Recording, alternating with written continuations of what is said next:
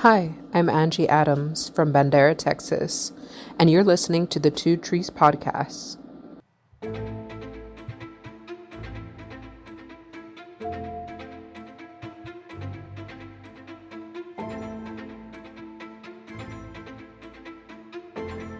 It's going to make sense, Martin. If you say so. I think it will. They'll love it. Maybe.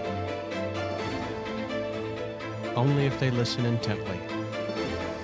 Or if they don't. Or if they're hungry. I'm hungry. Top place to get a burger. I don't know. Hello, everybody, and welcome to the Two Trees Podcast. My name is Martin Listener, the official intro man of Season 3 of the Two Trees Podcast, which is by far the longest season that I have remembered this year. It's true. That's true. Mainly because it started at the beginning of this year, and here we are still going through Matthew with it. But we are so glad that you are along for the journey with us so far. If you don't know what we're talking about, just go back a few episodes. You'll hear everything that we've been talking about with Matthew. If you're just new to us, welcome. We're glad that you're here. You can go all the way back to the beginning, which was like 2.5 years ago, John. Can you believe it? It's been like that long ago? Over 100 episodes so far. That's wild. It's nice to reflect and go back, but start back to where we were. You'll hear how different we sound with all the new technology we've gotten, all the new information that we've learned and knowledge that we've gathered, and friends along the way. So we're glad that you're with us. If you want more of us, go to our Facebook page. Just type in the Two Trees Podcast on Facebook, and it'll be right there. Or you can go to our website, thetwotreespodcast.org. That's where all the conference stuff that's been going on. You can find information about that, find information about us and who's talking to you. And plenty more about what we've been doing, what we are, who we are, why we do what we do. And that's pretty much all I have as far as housekeeping is going. And now, the moment you've all been waiting for. That was like the fastest intro I think I've ever done. That was pretty good. Yeah, 2 minutes. Maybe it's this head cold that I've had. You know, I can't remember all the funny stuff and all the anecdotes and all the time and effort I put into my intros. Have gone out the window with this head cold. Do you normally practice like in front of the mirror? Ew. No, I don't look into the mirror. All right. It helps my self-esteem by not doing so. A vampire. I don't have a There reflection. is no reflection. I wonder if that's normal. It's hard to do my hair in the morning when I can't see what's going on. At least you have hair. Well, that's positive. Not as much as I used to. I'll tell you that much right now. But anyway, we're talking about what? Yeah, we're feasts, in the food, eating feasts. We're going to look a little bit today at the way that the Gospel of Matthew is set up. We're going to dig into the stories, obviously, but there is something clever that Matthew, the author, has done to this story, and it goes back to our main man, John the Baptizer, John the Baptist. And if you remember, way back when John begins his ministry, he is baptizing people. Not in Jerusalem, where you would imagine the mikvahs were all over the place. Mm-hmm. And people would regularly go through these baptismal rituals in their entrance to the temple. Instead, what John the Baptist does is he leaves Sadducee-controlled Jerusalem, and he goes out into the wilderness. Specifically, he goes to the place where Joshua and the armies of Israel crossed over to invade the Promised Land in their battle against giants, Nephilim, and other various assorted bad guys. Do you ever have trouble getting the geography straight in your head when there's so many thousands of years between situations? Sometimes. The hard part is when they change the names of things. Like there's a big shift that happens between the Old and the New Testament. Mm-hmm. You have all of a sudden Greek becomes a very prominent way of describing places. And so when Latin names get thrown in and Greek names, but they're all on the same space. Israel's not that big. And so you can kind of keep it in order. It has a little filing cabinet in my brain where I just pull the drawers out and I think, yes, this goes here. Well, in my brain, there's an Old Testament map and there's a New Testament map, and they do not really correlate that much. But they should. That is a flaw on my part, I acknowledge. Names change. The town that we live in here, right? This is Ohio, and originally, this was land owned by the Miami tribe, and then the French had it for a while, and then the British had it for a while, and then who knows what was going on. And so this place, even though we think of it as normal, has had many different names. I know, but there's a big difference between getting your mind around 200 plus years and, to to 3 to 10,000 Oh, that's years. true, You yeah. know, it's difficult for me. Just acknowledge it's a weakness and move on. Okay, I will acknowledge that I have a weakness, and I will Acknowledged. move on. Acknowledged. Thanks, guys. But what they did is they went to the place to symbolically connect what they were doing to the invasion of the Promised Land. Not an invasion of arms, not an invasion of weapons and violence, but John the Baptist asked the people to repent of their sins and go back into the Promised Land as a holy people. People dedicated to loving the Lord their God with all their heart and all their soul and all their mind. People who were listening to the commands of Scripture. And so this upsets the Sadducees, it upsets the Pharisees, and all the other, especially the Herodians, really hate John the Baptist. Because John the Baptist's movement is pointed at the upper echelons of Israeli power. It isn't, it is very practical. It's the field hands and average everyday people. But the people he's talking about are the Herods, they're the Sadducees, they're the people who have the power and the wealth. And John the Baptist is calling them out. He lives a very simple life. He lives a very austere and focused life, and his very lifestyle is a rebuke of the opulent wealth of the Sadducees up on the hill there in Jerusalem. And so the story that we're going to read today is the end of John the Baptist's ministry, and really the launch of one of the most famous parts of Jesus's ministry. Because remember, John the Baptist is not disconnected from the ministry of Jesus. Both are going to give their lives for the kingdom of God. Neither one of them is going to be rescued. They are both going to stand as a pillar of strength and holiness and righteousness, and their deaths make statements to the whole world.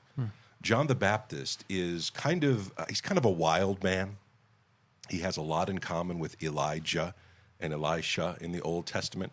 As a West Virginian, I can really relate to this. Some guy who's not really polished. He just has something to say.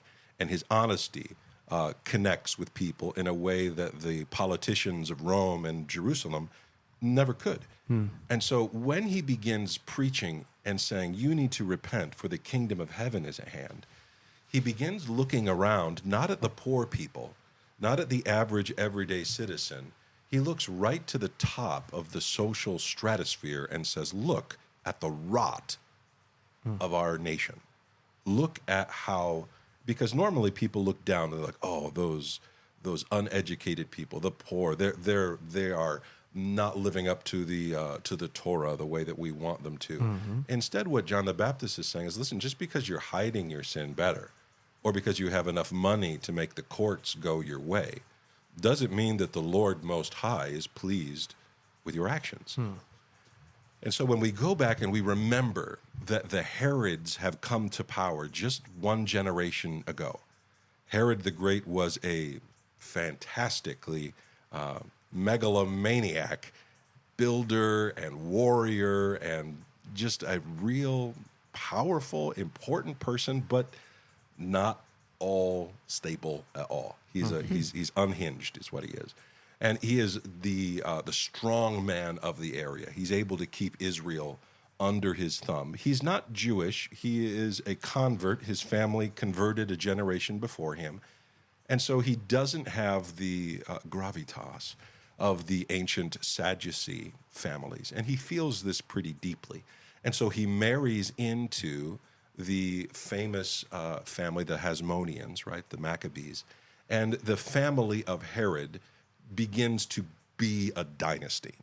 Now, when Herod dies, as happens to all great men and great leaders, his empire doesn't really survive well after him.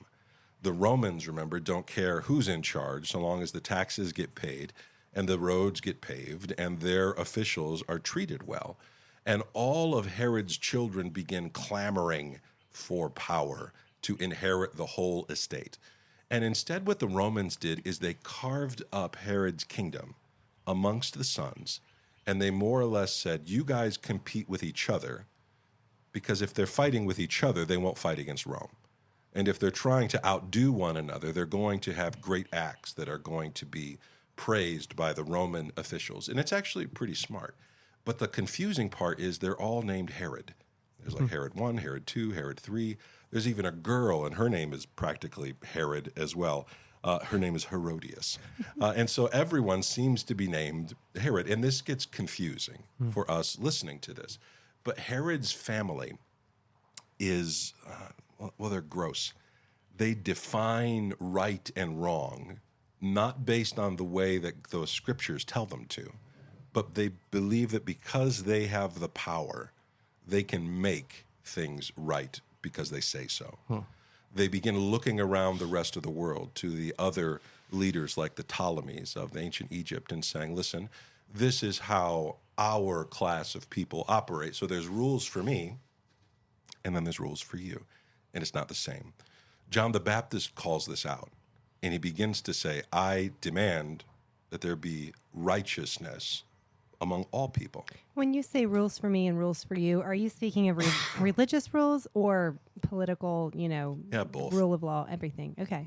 So they're just beyond any kind of... Yeah, so kind of what happened, the thing that sets off the death of John the Baptist is a romance. One of the Herods is married to a girl named Herodias, and she is his niece, which is gross, and also related to the Hasmoneans, right, to the Maccabees, and so she's quite a catch. She stands up one day and announces that she's done being married to this man, and she is available for a new partner. Her husband obviously disapproves of this and is very angry to find out that he has been divorced. In the ancient world, it was typically the other way around. And so this woman has incredible power. And what she does is she swaps one brother for another. There's a man in the north, his name is Herod the Tetrarch, which means Herod the ruler of a fourth, as in Tetrarch, the son of Herod the Great. And he's ruling Galilee. And he builds major, beautiful architectural wonders, specifically in the city of Sepphoris, which is right next to Jerusalem, and may be the place where, if Jesus was a construction worker or carpenter, there's not a whole lot of building going on in Nazareth. It was going on in Sepphoris. So he may be, this may be the place where he was working. But when Herodias becomes an available option, Herod the Tetrarch divorces his wife and marries his sister-in-law / niece. John the Baptist hears about this and is grossed out. He says, in what world is this okay? Not even the pagans operate this way. And so what happens is Herod is left trying to appear that he has power to define good and evil for himself. And because he has spears and because he has the support of the Sadducees and the Pharisees, there's no one really to stand up to him. John the Baptist does. He calls him out and says, this is a sin. Repent, come into the waters, and return into Israel the way everyone else has. So do you think John the Baptist also would have been preaching this to the common folk? Like the same thing that he's telling these upper echelon. So do you think it's just the stories are about the more powerful people because it's a stronger example of what he's preaching? Like, why is this situation written down in the Bible and not between the common folk? It's written down for us because this is what I call the way of Babylon. Right and wrong are defined by power and by violence. And so what you're going to see in this text, remember, this is at the very end of a section about, do you recognize Jesus for who he is? All of a sudden, you are left with a view of two ways to wield power. One of them is brought about by Herod, and one of them is brought about by Jesus. And so the story, Martin, is here to show you one of these is a tree of life, and one of these is a tree of death, where people try to define good and evil for themselves. And I understand that. My question, I guess, though, is why does it appear that it's more important that he is going after these guys that are in the upper echelon? Why isn't this just a story of him going to a farmer and the farmer... I used farmers last episode. I need to get something other than farmer. Yeah. He's going to, a mill worker or somebody just in the countryside, And this guy is having a problem in his immediate family, and he's producing power that he shouldn't have in his immediate family. Why isn't the example in the Bible something along those lines? Yeah, well, there's a couple reasons. First of all, because this is supposed to be a criticism of the way that Babylon operates.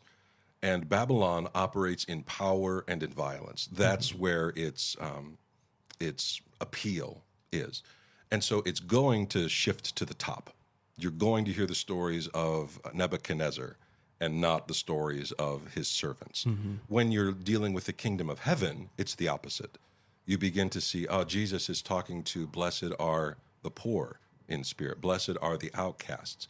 And so one of the signs that you're dealing with a look at evil is the class that's in focus. That's a good answer. And that's kind of the point I'm trying to get at here, because if I'm looking at how this relates to me, I'm a part of the local government here in the village, but as far as really being an upper class, upper echelon type of guy, like that's not where I'm from. You even mentioned yourself how West Virginia relates more to John the Baptist than it does to, Herod.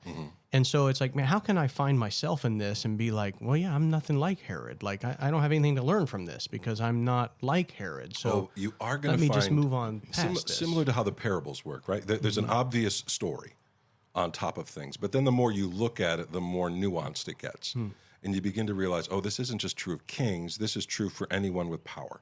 Right. This is true of anyone who is having a relationship with people. Is there a law that my life must conform to? Right. Or am I able to try to define right and wrong? And that's where I'm trying to get to with the example of, an inner household, even out in the boonies or something. And it's like you have authority and you have power, even amongst your own life, or with your immediate family, or any circles that you run into. And so you can find yourself in this story, and it can be relatable to you. I guess that's where I was trying to get to with this. But it is interesting that the stories are always about somebody in a position of authority, a king or a ruler or a Pharisee.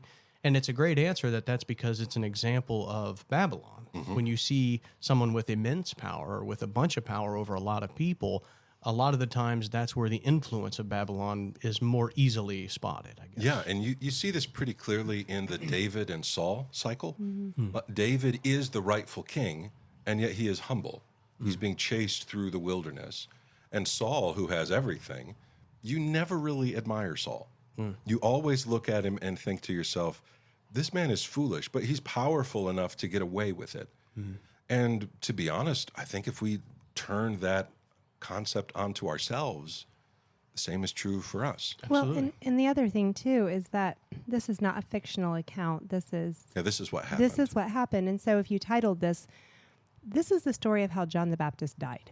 Well, he didn't die from speaking truth to mill workers and farmers. He died from speaking truth to power, and there's like so many cliches that keep running through my mind. Power corrupts, and absolute power corrupts absolutely, and speak truth to power. And so this is what caused him to give his life, is speaking truth to the people who had the ability to take him down. So it doesn't mean he wasn't speaking it to the everyday man. It just didn't have the same consequence at the end of the day. And the average person responded really positively to John's message. Yeah, he had followers and disciples, and they were humbled, and by their thousands, they went down to the water and were baptized. Sure. And so things boil up to a certain point. Jesus is working in the north. John the Baptist is working in the south. And all of a sudden, Herod can't take it anymore. You don't talk to me this way. And he arrests John the Baptist. He throws him into prison in a place called Macarius, which is a rocky mountain fortress on the east side of the Jordan. And while he's there, he realizes, I can't do anything with this guy, because if I kill him, there's going to be a riot. And there was already a little bit of trouble because this man had divorced a very powerful princess to marry Herodias. And his ex-father-in-law is mobilizing armies on his frontier. And it's not going to go great, but it's not really part of our story.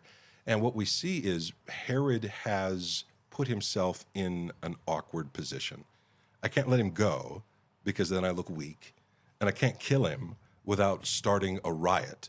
And so what he does is he just ignores the problem. And I think most of us can agree with this. We can get ourselves into trouble pretty quickly. We have a hard time getting ourselves out of it, and since we can't find a way out of it, we just excuse it. We find ways to pretend that it's not as bad as it seems. We just Justify. hide it away. And so what you're going to see in this story is two views of a king. One of them is Herod, and one of them is Jesus. The purpose of a king is to care for his people. Do you remember all the way back in the beginning, Adam and Eve are given dominion over the earth. That doesn't mean that they're allowed to do whatever they want. That means that there is a responsibility that has been placed on them. And kings are supposed to be like shepherds, caring for the flock, protecting them from the enemy. Instead, the way of Babylon says, use your power to force people to do what you want. You're going to see two very different paths to power in this story. I'm going to call it two feasts. One of them is Herod's feast, and one of them is Jesus's. So what we're going to do is we're going to jump into chapter 14 and verse 1. At that time, Herod the Tetrarch heard about the fame of Jesus, and he said to his servants, "This is John the Baptist. He has been raised from the dead.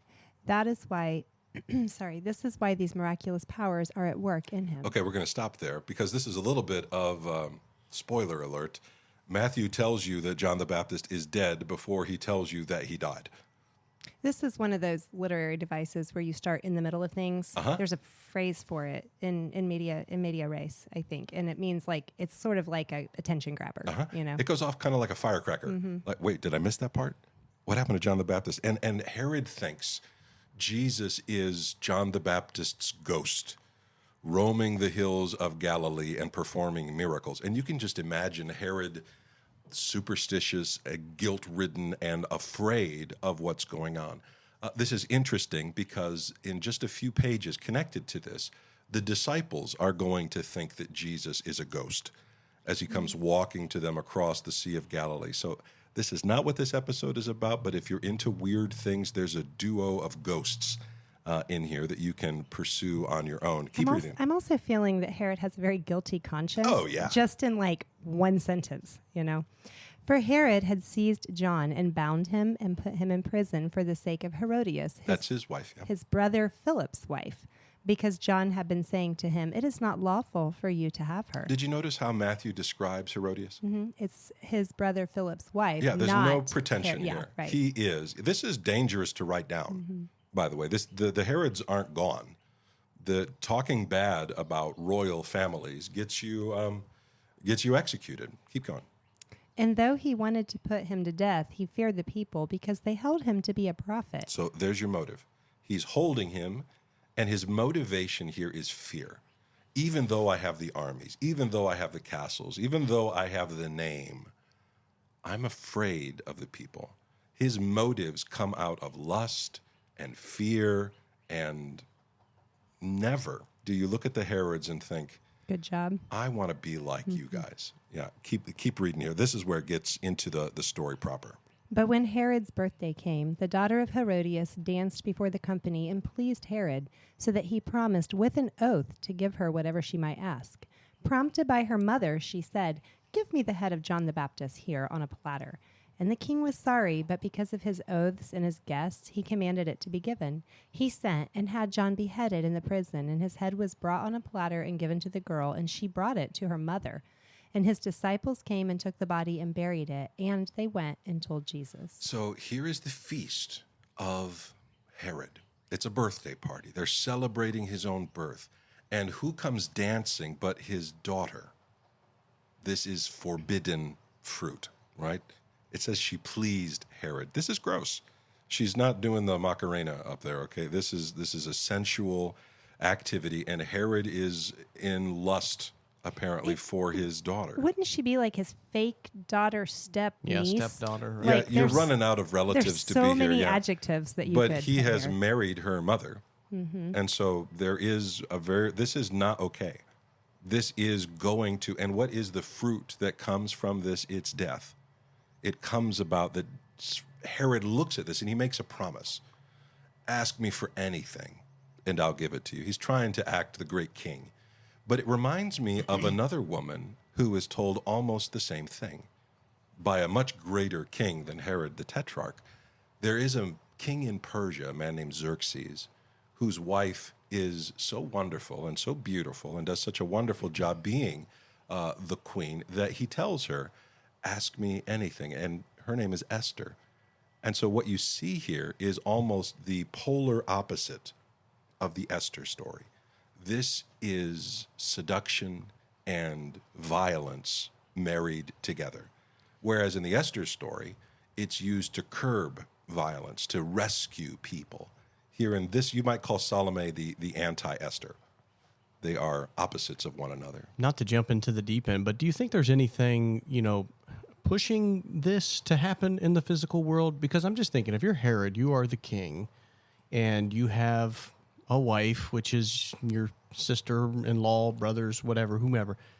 There's no other women in the entire kingdom other than your own daughter. I'm just wondering, why was this so attractive to Herod as the king? He can have anybody he wants in any way that he wants, in any fashion or whatever, and he's okay with it being his daughter or stepdaughter or whomever. Like, what would make somebody a king that could have whatever he wants fall into that? Well, I think we see that in modern-day celebrity cases, don't we? Don't you ever look at these people who are on the covers of magazines and things and ask yourself, why do that?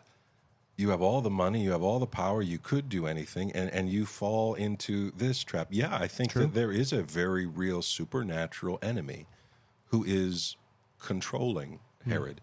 He's open to it. He's not following the Lord. He's not open to these things at all. He is the enemy of the kingdom of God. And what you're seeing here is the results of the spiritual temptations that are taking place behind the scenes. I know we used to talk in depth about some of that type of stuff and just the behind the scenes work about what's going on. But when, you read something like this, it just seems, in your words earlier, gross. Like it just doesn't make a lot of sense. And I understand where people can think that something is, a good idea and then the end thereof is destruction or something along those lines. But it doesn't make sense when you have someone that has options upon options that they choose what has to be the most disgusting option or the weirdest option of all of them. And I know you could probably say that in your own personal life as well, when you've had other options, but yet it seems like this is the best one. In reality, it's the worst one. Yeah, well, I hope, obviously, we'd never get to the point where Herod is. But what you're seeing here, Martin, is exactly that. This is the product of Babylon. If you remember all the way back in the Garden of Eden, this sounds an awful lot like Eve's temptation. I'm going to butt in here, and I'm a girl, so I can say this. I think that the problem here is the mother. I mean, she's prompted by her mother to ask for this. This feels exactly like a setup from the get-go. It is. And I feel like Herod is a pawn, and he's hemmed into a corner by his own choices, yes. But she's the one running this party wagon. Oh, yes. I think. And it's more than just like which one is the bad guy. All of them are bad. All of them are walking this self-indulgent, appetite-driven, power-seeking storyline. But you're right. The woman is the problem. Yeah. Yeah. You heard it here first. Herodias I didn't say that. is not a sweetheart. Actually, she's a very powerful woman. And so it's, by the way, her story does not end well. Neither does Herod the Tetrarch. It's kind of sad and depressing. But in this instance, what you're seeing here is, imagine Eve has the ability to eat from any tree in the garden. Why this one? Because it looked right. It was appealing to the eyes. The enemy will focus your mind on the forbidden. That's interesting because Josh Nelson had a great sermon. Shout out to Josh. Haven't talked to him in a while, but and he talks about Eve in the garden when she's talking about there's two trees in the garden, but then when a little bit later in that same passage, she mentions that there's one tree in the garden that looked beautiful. So Eve knows in the passage that there's two, and then all of a sudden when the temptation happens, all she sees is one. And that's exactly what you're saying, is the narrowing of her focus into just one option. And so when you read this same idea, it's the same thought process. It's like, if you would just look, you're the king. You have a multitude of things that could be, still pleasing to you, but definitely not as gross and definitely not as wicked as what you're getting into. But yet all you can see is the one option because you've been narrowed down into a way of that is evil. And I think that that's a very powerful sentiment that you can take into your own life all of the time. And I think that goes a lot on waiting on the Lord. People talk about that all the time. And it's like, well, I'm going to sit here and twiddle my thumbs. And it's like, no, just taking the time to relax and to rest and to meditate on what you're going through and doing, you'll have an understanding of what options you have, not just the one that seems like it's the only way. Yeah, I think that's powerful. There's a line in the Screw Tape Letters where one demon is coaching another demon to tempt somebody, and he says, listen, this is what our temptations do. We want an ever-increasing desire for an ever-diminishing pleasure. And so you have to constantly go deeper and deeper and deeper into the sin to get that same feeling that you had earlier. And so what's happening here, you can see it in all three of these people, but it then ends with a platter, which is typically used to bring food. This is a silver platter, which they would have been walking around serving the food on. And instead, the food that's brought is the head of John the Baptist. This isn't saying cannibalism, but it's saying, what is the fruit, the food of this feast? Symbolically, metaphorically, it's death. Everything about this is twisted away from the way that God intended the family to operate, the nation to operate, and kings to operate. And so you look at this story, and you're supposed to look at it and go, ugh, I feel uncomfortable and a little gross, having even read about this story. And then, without much ado, it simply shifts focus all the way into the north, into Galilee, in verse 13.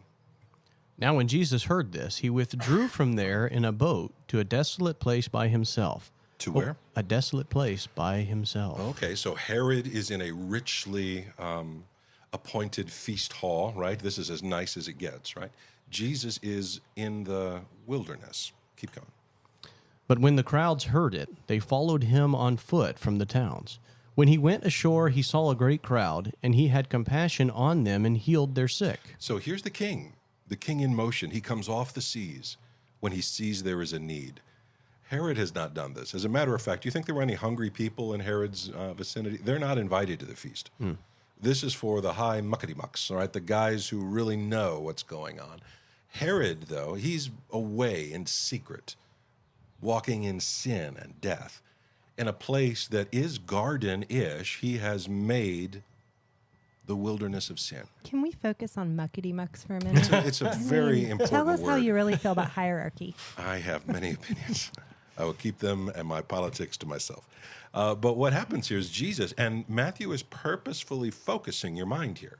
Jesus is not in the good place. He is in the wilderness, and he is going to turn the wilderness into a place of delight and abundance. Let's keep reading. It's interesting, though, because, Jesus just lost someone that he loved and cared for. And the first thing he does is uses his power towards other people. Herod is in a situation where everything is good for him, and he can't turn his attention to anybody but himself. So he's living the life of luxury, and it's all about him. Jesus is living the opposite. Yeah, this is and it's not about him at all. Away from appetite, the conquering of the self-want.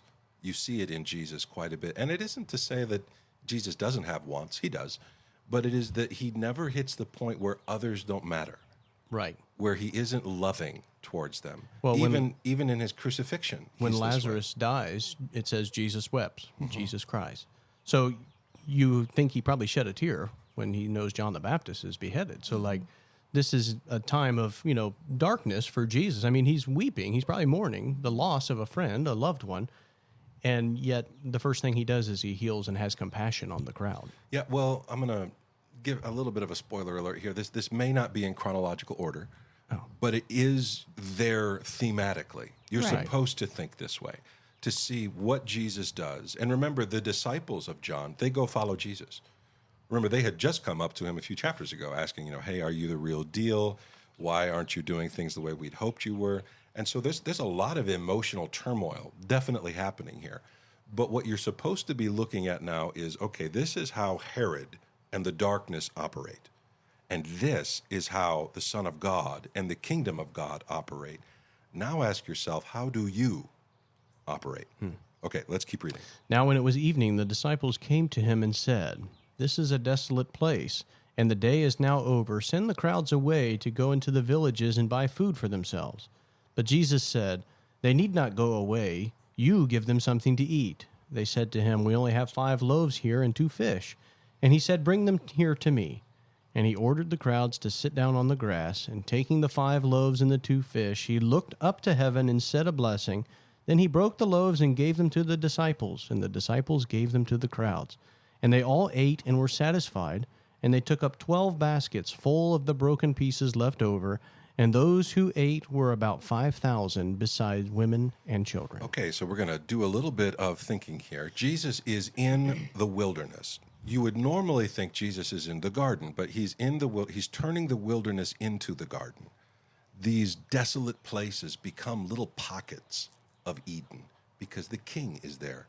And you should notice a couple odd things here. Firstly, did you catch the repetition of the word desolate? Well, I was going to say it's interesting yet again how the disciples miss the point. Yes. Because they first say, like, Jesus, there's nothing here for these people. They need to go. Which is a loving thing to say. It is. I'll tell you, as a teacher, sometimes if I'm really into a topic, I'm not watching the clock.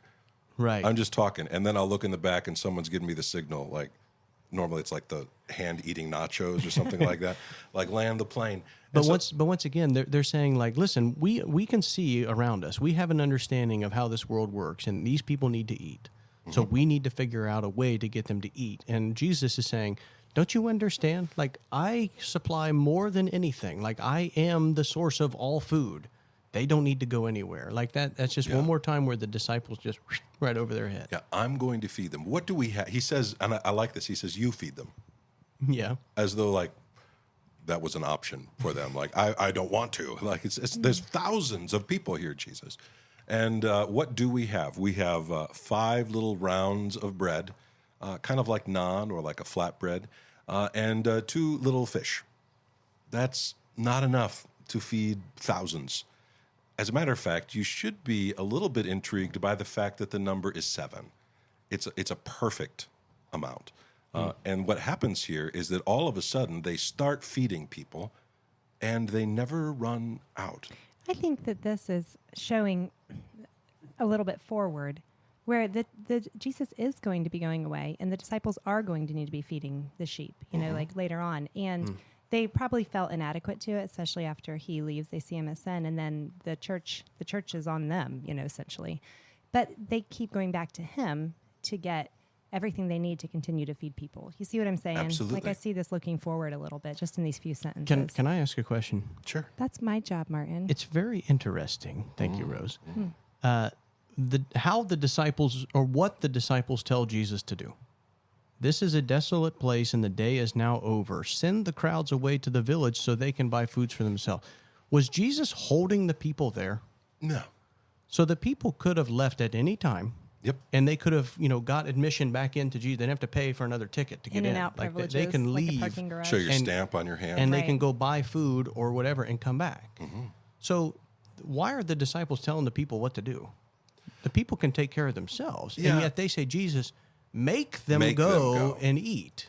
I think that's an interesting thing. Like, Yeah, why? and it sounds very altruistic, right? In the back of my mind, though, I'm wondering if they just want to be left alone.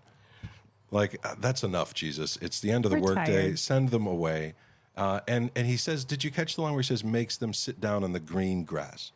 But do you think that was part of it? That it was such a selfish thought from the disciples that Jesus was like, I think so. Why are you worried about yourself? It's kind of left open-ended. That's interesting. But it goes back to this satisfaction. Do you have a home? The green grass.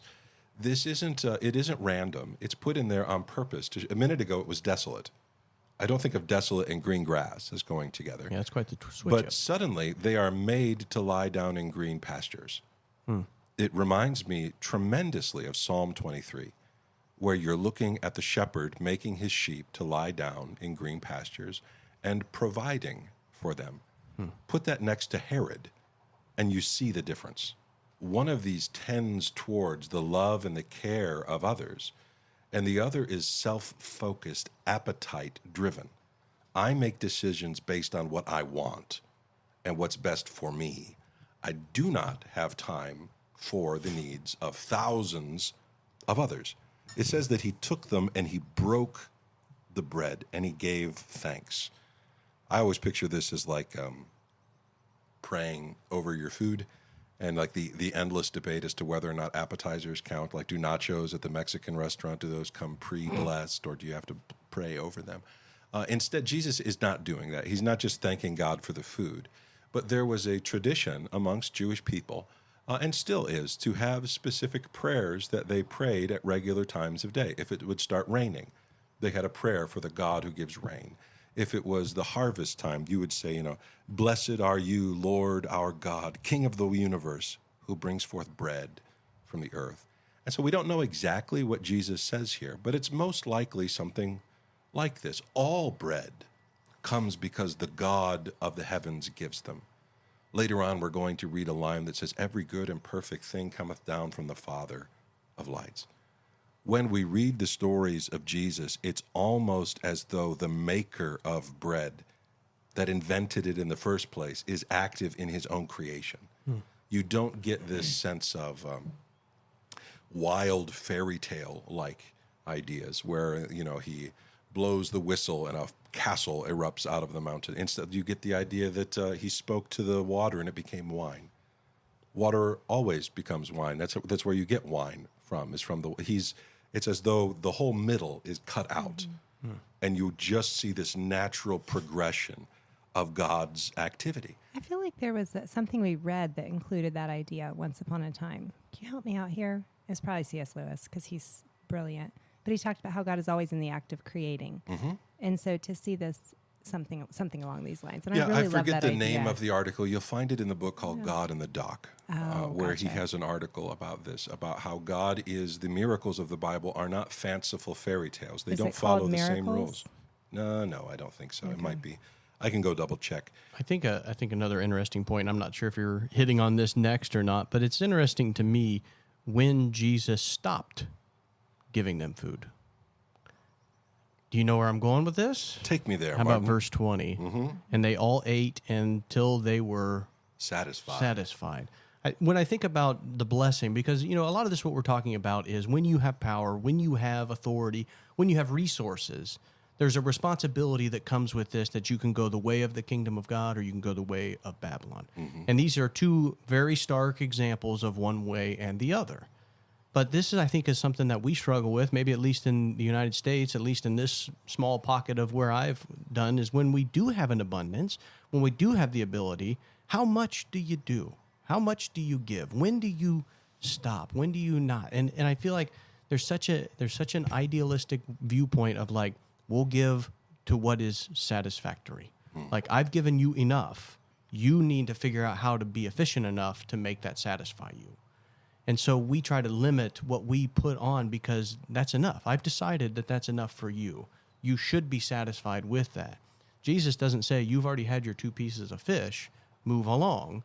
It just says that he fed them until they were satisfied. Yeah, there's an Eden-like quality here where there is an abundance of all things. And to be quite honest, I've been thinking a lot about this lately. Rose and I were talking about this the other day, just about how this is missing in the church. If ever there was a time or a culture that had free time and wealth enough to spare, ours is in the top. It's got to be up there. I mean, we have gifts that the ancient world would have not believed were possible.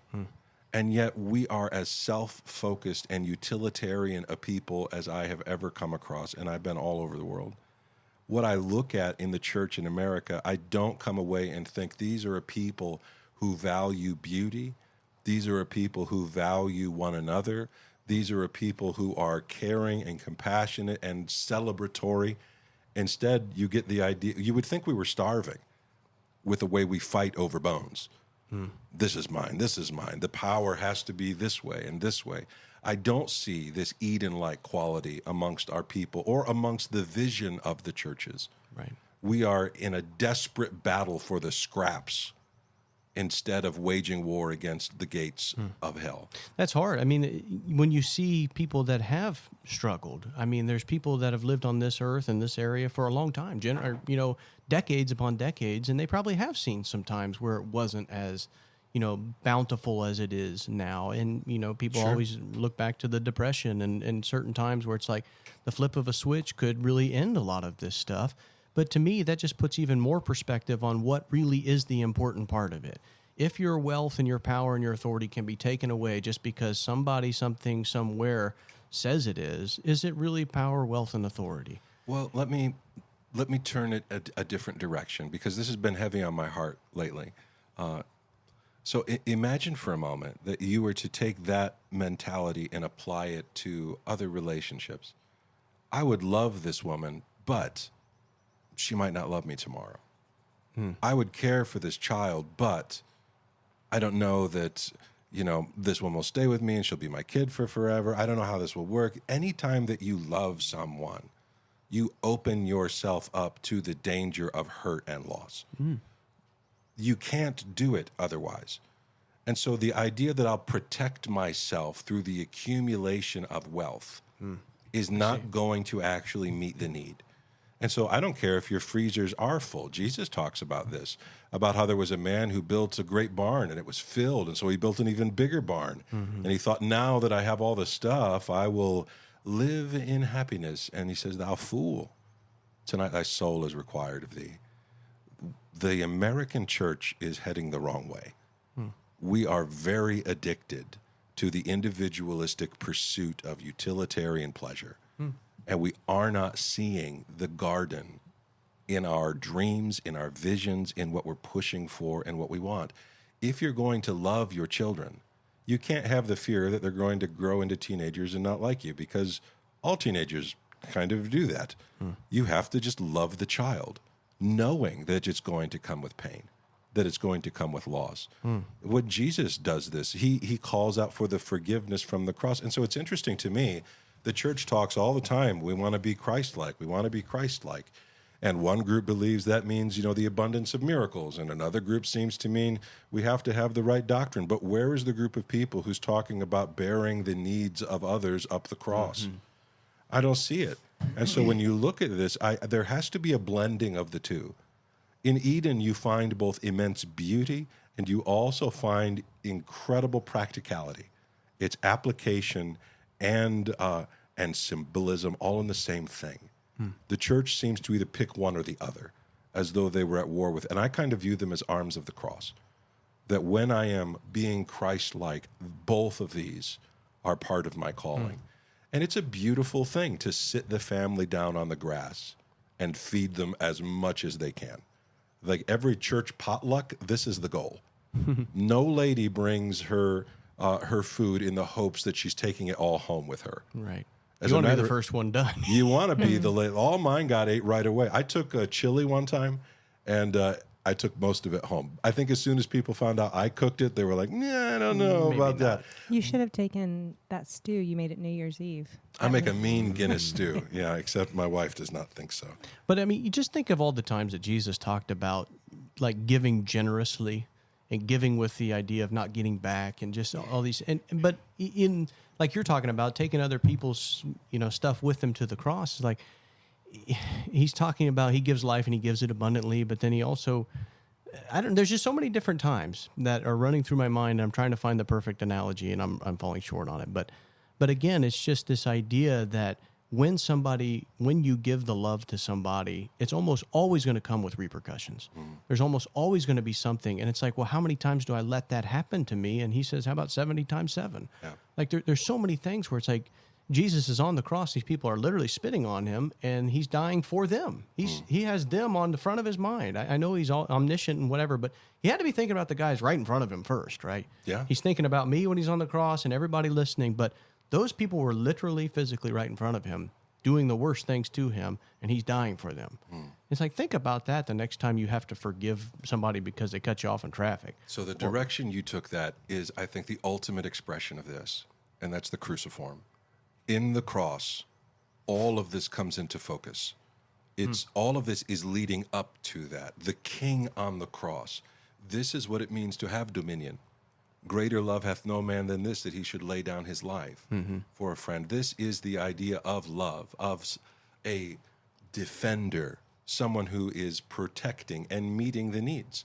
And so Jesus has just fed everybody an abundance of food in a really nice place. I know they said it was desolate. That just means it's wilderness. It's not a developed place. And they sit down in the green grass, and thousands of them eat until they are full. and there are baskets and baskets left over. This isn't unique to Jesus. A story like this has happened before in the Old Testament. Let's go to 2 Kings chapter 4, 42 through 44. A man came from Baal Shalishah, bringing the man of God bread of the firstfruits, 20 loaves of barley, and fresh ears of grain in his sack. And Elisha said, "Give to the men that they may eat." But his servant said, "How can I set this before 100 men?" So he repeated, "Give them to the men that they may eat, for thus says the Lord, they shall eat and have some left." So he set it before them, and they ate and had some left according to the word of the Lord. So this is Elisha. Remember, Jesus, many of the stories and miracles that Jesus does are supposed to remind you of the great prophets. There was a time when someone brought a gift to the prophet. He brings him the first fruits of his garden. He says, "This is for you." And instead of taking it himself, Elisha feeds those around him. This is not very Herod-like. This is the way of the garden. This is the green way. This is God's path. And what he does is he says, listen, give this to the people and there will be enough. The servant here, do you remember it was the disciples in the last story who were like, absolutely, this is a bad idea. Mm-hmm. Here it's the disciples of Elisha. And they say this, how can I even set this before them? That's just going to get ate up and no one's going to like it. He says he set it before them and they ate and they had some left according to the word of the Lord. The story of Jesus is not random. It is the fulfillment. It's these kinds of events in the Old Testament coming into focus. Throughout the rest of this passage, you're going to see other miracles and stories that are there to show you who Jesus is. Remember, this is a passage about the identity of Jesus. Do you recognize him? And it begins with an evil feast, and then you have Jesus providing for the people. Thousands of them, and it's going to end with a repeat performance. It's so interesting, though, how the disciples of Elisha are acting very similar to the ones of Jesus, but also very similar to the way that we act now, because he says, put this before the men, and their main concern is how it looks. Mm-hmm. That's going to be embarrassing. Like, I'm not putting that. I'm like, do you know how weak we're going to appear if we do that? And Elisha's like, you know how strong we're going to appear when this works? Like, they're missing the point yet again. They're trying to do something in the way that Jesus wants. They're trying to be compassionate. They're trying to take care of people. They're trying to be generous. But they're more concerned about the appearance of power and authority. That's right. Than really providing them with actual power and authority, which comes from the Lord and it comes from Christ. So now let's apply that back to Herod. Why does he kill John the Baptist? To show his might. To show he's afraid of what it will look like if he goes back on his word. There is a sense of fear and of emptiness that is connected to sinful nature. We cannot see what God is doing. We just don't see it. I don't care how loving and godly and perfect you are. Sometimes God asks you to do things that make zero sense in the moment. And he doesn't always send you the Post-it note saying, by the way, here's what's going to happen. Just want you to know what's going on. He just says, do what I asked you to. Set out the food and there will be enough. And they said, no, Jesus, no, Elisha, this is not enough. And God says, yes, it is. Jesus does the exact same thing. And then after he's done it, at the end of this passage and all these miracles to show you who Jesus is, this is 15 and 16, it ends with another feast. This is God providing for the people. So let's go to Matthew 15. I have to say this, even though it's completely silly. It reminds me of The Office when they set their own paper company up and they're trying to go through and make it profitable. And they go to the accountant and he goes, crunch the numbers. It doesn't work. That's the disciples. They're crunching numbers and he says, crunch them again. It doesn't work. Doesn't make sense. But guess what? At the end of that episode, they sell the company back and make a whole bunch of money. Yeah, that's true. That's a good episode. There is a way that seems completely impossible to happen, and yet in this situation, Jesus makes it work. The big idea of this is that there's two. If you have power, you're going to be naturally more Herod-like. Right. You're going to have to die to yourself, to lay down your appetite, to walk a faith path like this. Yeah. So let's jump to verse 32 of chapter 15. Then Jesus called his disciples to him and said, I have compassion on the crowd because they have been with me now 3 days and have nothing to eat. That's symbolic. And I am unwilling to send them away hungry, lest they faint on the way. The disciples said to him, "Where are we to get enough bread in such a desolate place to feed so great a crowd?" And Jesus said to them, "How many loaves do we have?" They said, 7, and a few small fish. And directing the crowd to sit down on the ground, he took the 7 loaves and the fish, and having given thanks, he broke them and gave them to the disciples. The disciples gave them to the crowds. And they all ate and were satisfied, and they took up 7 baskets full of broken pieces left over. Those who ate were 4,000 men, besides women and children. And after sending them away, the crowds, he got into the boat and went to the region of Magadan. Yeah, Magdala, as in Mary the Magdalene. This is the hand of God. This is the maker of Eden, having brought Eden to the wilderness. And I think in my own life, I long for this. I don't always do this well, but my God is someone who brings beauty to desolate places. I want to be like that. And I can't always do it. And what I do doesn't always work out well. I can't make food multiply, but I can try to be generous. I can excel in hospitality. I can make this a goal. I can make it not just something on the edge of my life, but to desire to be a blessing.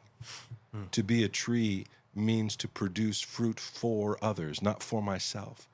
This story of feasts, I think, illustrates this heart direction, either to serve myself, to define right and wrong for myself, or to turn my eyes to the King and say, Lord, what would you have me to do?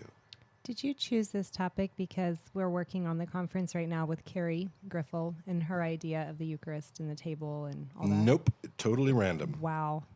That's not a coincidence. No, Carrie's a lot of fun. She has all kinds of great ideas and thoughts in her conference. We are meeting probably the day that you're listening to this, 7 p.m. Eastern Standard Time. Go to the Two Trees YouTube channel and you can hear Carrie as we ask her lots of questions and try to remind everyone that Jesus is the God of gods, the Lord of lords, mighty and awesome.